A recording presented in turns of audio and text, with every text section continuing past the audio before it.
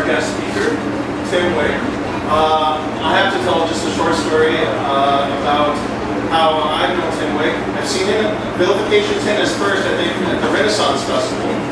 And then a few years ago, I started attending Convergence, which I realized Tim is one of the co-founders. And last week we were at the Convergence, his Geeks Without God podcast, and I totally embarrassed myself, and I normally don't do this, but I totally gushed over him before the show started. And but he was very gracious. I really appreciate what Tim Wick has done in both the secular and in the geek communities in the Twin Cities, and it's a huge pleasure to have him here today. So everyone give up a huge round of applause for Tim Wick.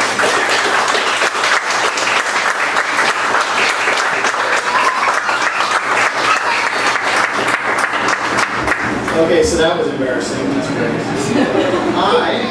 So I said I was going to talk about offensive humor today. That's what I said I wanted to talk about. So it's a great week for that, right? I'm an improv comedian, so I didn't write down any notes. So I'm making this up as I go. And it's going to be a bit of a conversation, but you're always supposed to start with a joke. So I don't want to start with an offensive joke. I want to just start with a joke that's the kind of humor that I enjoy, which some people would find offensive anyway. And I do want to just say, before I even start saying anything, I'm making this up as I go, but I want to give a trigger warning. I might talk about some offensive stuff, and I might talk about stuff that bothers you a little bit, because that's what we're here to talk about. But what I'm going to make a joke about is not a trigger warning. Actually, about a month ago, my family and I were on vacation in Utah and Colorado and Arizona. We went to Mesa Verde National Park. And while we were there, the ranger who was taking us on a tour told us that just the night before, all of the rangers had their yearly bad joke potluck. And so he told us the winning joke. And this is it. And so you understand the kind of humor that really appeals to me, because I thought this was hilarious. In New Mexico and Colorado, there's a tree called a pinyon tree. That's important that you understand before I tell this joke. So, you're walking on a path in Mesa Verde National Park, and on one side of the path, there is a pinyon tree. And on the other side of the path, there are two pinyon trees. So what do you have? A difference of opinion. Math joke, right? Yes! There's nothing offensive about math jokes. But that's not the kind of humor that I do a lot of the time. Now, I write a lot of different comedy, so offensive humor is not the only thing that I do, but it is a brush with which I paint a considerable amount of the time. I work with Vilification Tennis. I'm the director of that show. I've been the director of that show for about 25 years now. And our entire show is offensive humor. It's a bunch of people standing up and insulting each other. And I always tell my performers that the audience will tell you when you go too far. But until the audience tells you that, there is no too far. And a lot of that comes from the idea of what our friend Joseph Scrimshaw refers to as the joking envelope, which is actually something that Sigmund Freud, of all people, came up with. And what Sigmund Freud suggested is humor essentially happens in a joking envelope. In other words, a comedian, a humorist, tells the audience, I'm going to make jokes now, and I'm going to tell you that it is okay to step into this envelope with me, where we can all make jokes together, and we can all laugh at the same things, and we can all admit that it's okay, even if it's not. And so that's what Vilification Tennis is. Before we start the show, I stand up and I explain to the audience, look, what we're going to do is really offensive. It's going to go further than you think comedy should. And we all need to be okay with that before we start. And I'm giving you the opportunity to say, no, I opt out, I'm going to go. But if you opt in, I'm telling you, all right, we might go too far. So what I wanted to start with, I realize that I've been talking for like 3 minutes and I'm saying I'm going to start with something. But what I want to start with is the concept of what is too far. What should you not make jokes about? Is there anything? And I want to ask you, I want this to be a conversation. Are there things that are not funny, that you can't joke about? And what do you think those are? Does there anything you can't joke about? Genocide. Genocide! Genocide is not funny. I agree. Genocide is not funny. Yeah. Rape is not funny. Not funny at all. Those are good examples of things that aren't funny. And I think what's happened this week isn't funny. There are a lot of things that aren't funny. The question is whether or not you can make jokes about them. Whether or not it's okay to make jokes about it, or whether or not it's not okay to make jokes about them. My argument is that it has to be. And I know that that's a difficult concept. Is it okay to make a joke about rape? I would argue it depends on the joke. I've heard a lot of very funny jokes about rape, especially when they're about the rapist. You can make jokes about a rapist, right? Because they're bad. And so, genocide, you can make jokes about genocide being awful, and it doesn't make genocide any less awful. You can also, and the argument there is, if the audience laughs, is that joke okay? So that's the next question. If the audience laughs, does it make the joke okay? Depends on the audience. It does depend on the audience. That's a really good answer. It depends on whether the audience is okay with going there. And that's part of the joking envelope question. That's part of, have you invited the audience into your joking envelope and said, we're going to make jokes about things that might make you uncomfortable or not?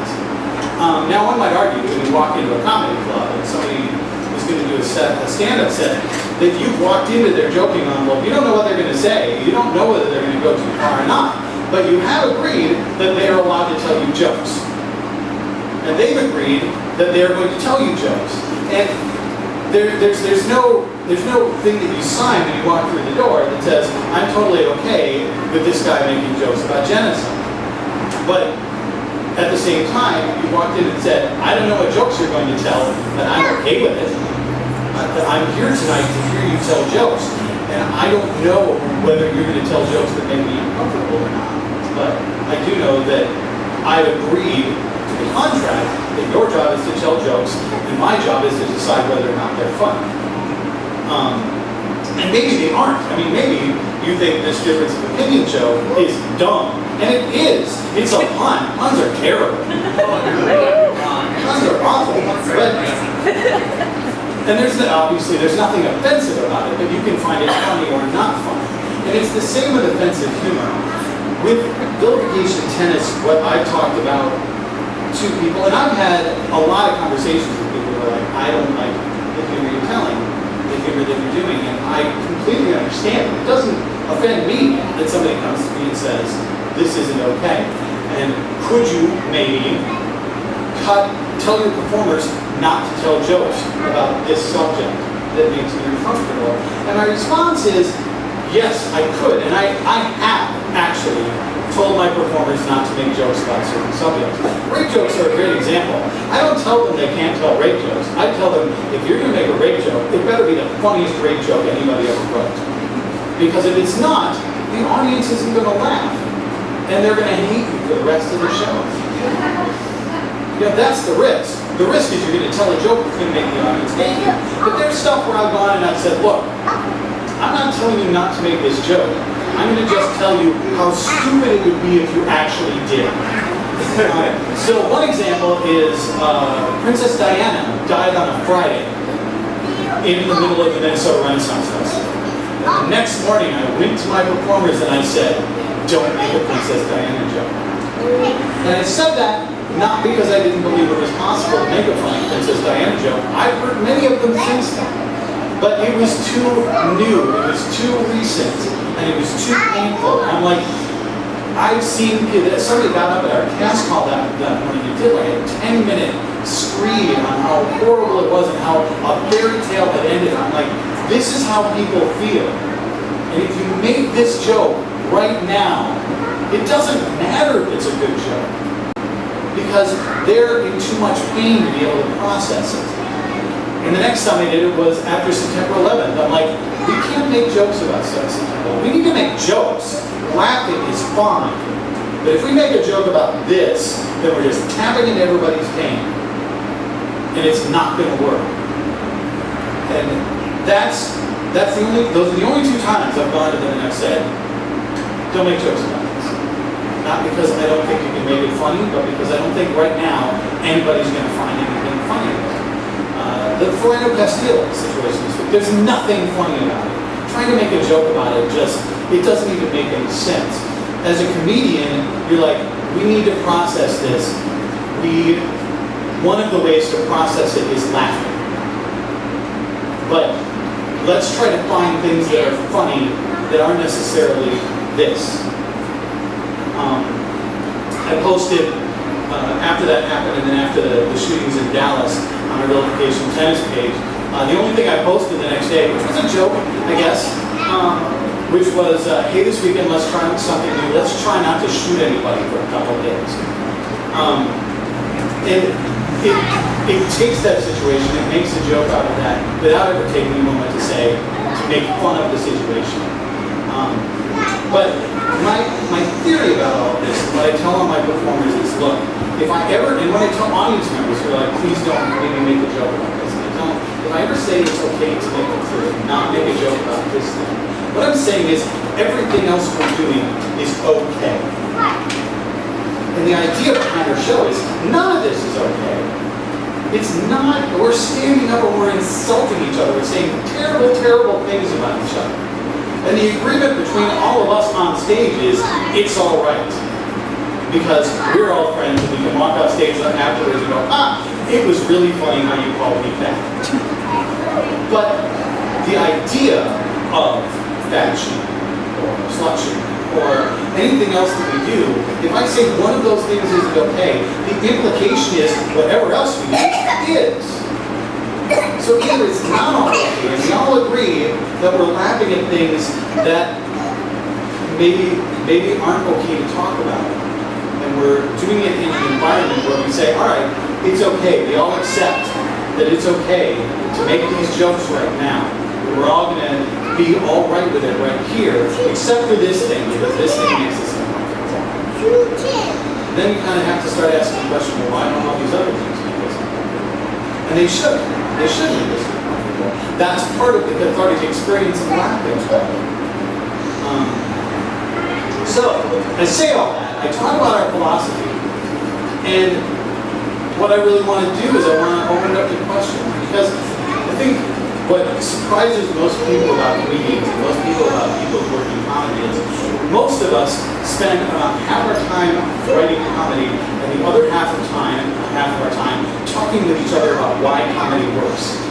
And none of us really know, but we're really interested in finding it out. So the question of offensive comedy, the question of using comedy to process difficult things is something we talk about a lot. And I'm going to point out Eric Knight, who's in the audience right there. He's a member of Vilification Tennis. He's been with the cast almost as long as I have. And so he might have some answers I don't. But I want to open it up. Does anybody have any questions or comments about what I'm talking about? Yes? What do you think the Daniel Tosh, why do you think he's been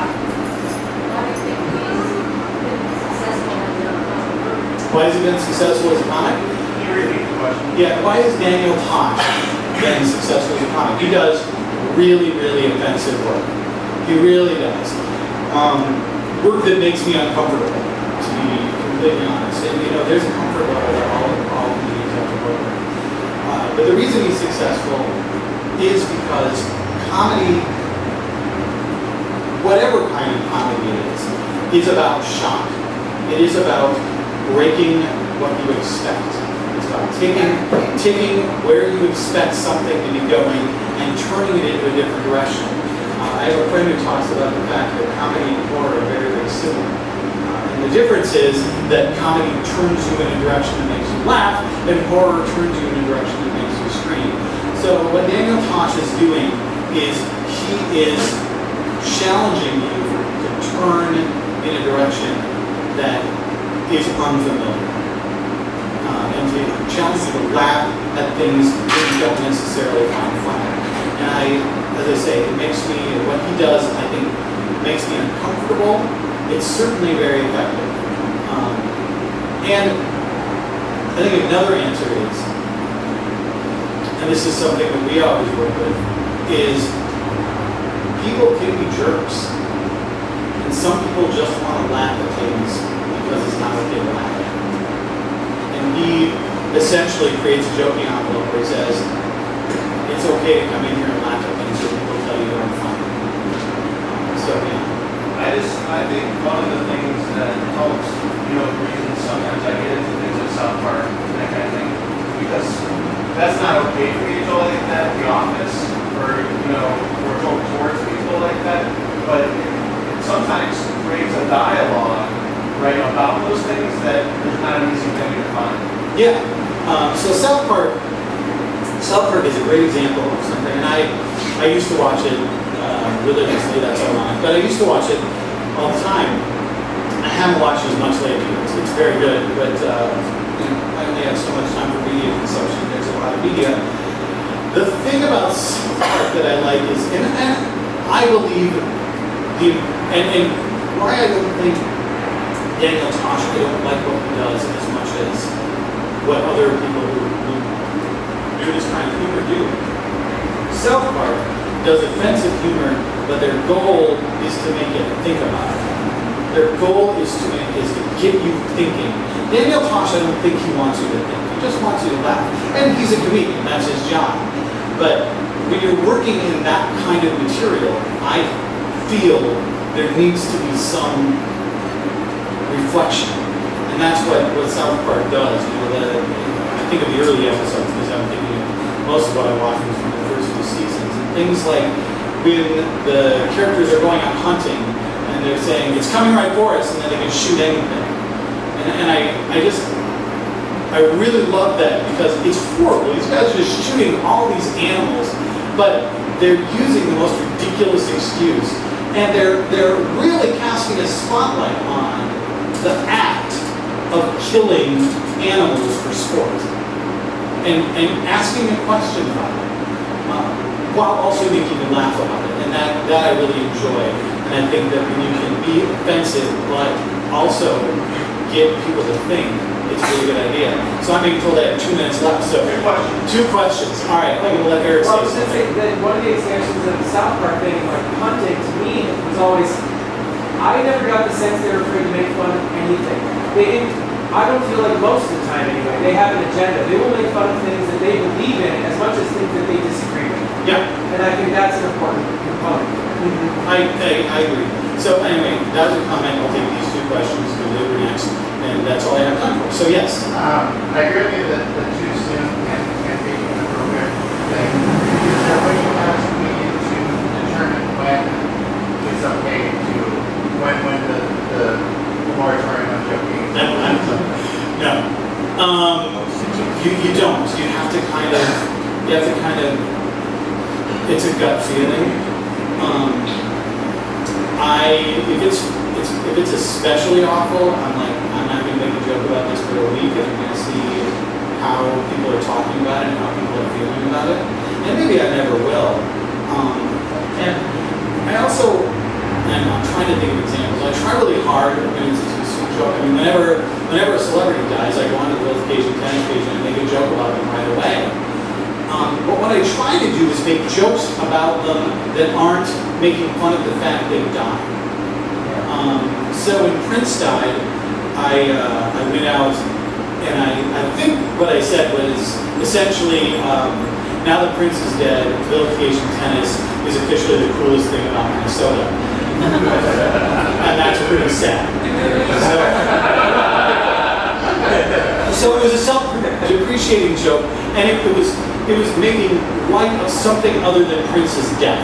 And that, I feel, is more acceptable in that kind of situation. So, my question is, if an audience member has sort of a dark value system, can they be getting, is it possible that they get justification for that value system through the county? My question is.